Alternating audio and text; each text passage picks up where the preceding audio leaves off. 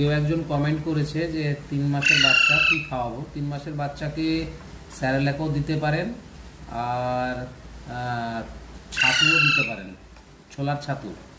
তো যেটা দেখবেন ভালো খাবে, বেশি ইন্টারেস্টেড হবে, সেগুলো আপনি খাওয়াতে পারেন। আর উষ্ণ গরম পানি দিয়ে খাওয়াবেন, আর একদম গাঢ় করবেন না, হালকা একটু আপনার দিয়ে থাকবে। তো সেইভাবে আপনি আস্তে আস্তে আস্তে আস্তে করে খাওয়াবেন। দেখে নিন, এইভাবে দেখুন। আমারটা যেমন এইটা স্যারেলাক খেতে খুব ভালোবাসে, কিন্তু যখন ছোট নিয়ে এসেছিলাম তখন কিন্তু ছাতুটা খুব খাচ্ছিল। তো এই দেখুন, এবার সুন্দর করে খাচ্ছে। হালকা পাতলা দিতে হবে, ঠিক আছে? আর সারা দিনে মোটামুটি আপনার 2বার বা 3বার, ম্যাক্সিমাম 3বার দেবেন।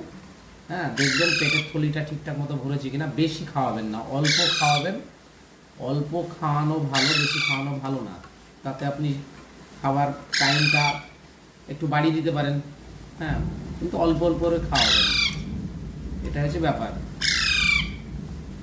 ভিডিওটা দেখে নেবেন কীভাবে খাওয়াচ্ছে। আমি সামনে দিন নিজের ভিডিও করব, কীভাবে আপনার এটা তৈরি করতে হবে আমি দেখিয়ে দেবো সামনে দিন।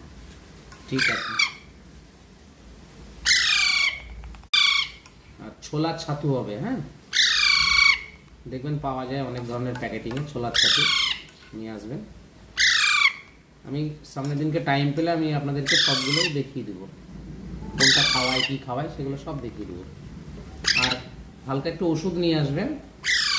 ওষুধটার আপনার নামটা আমি সামনে ভিডিওতেও দেখিয়ে দেবো।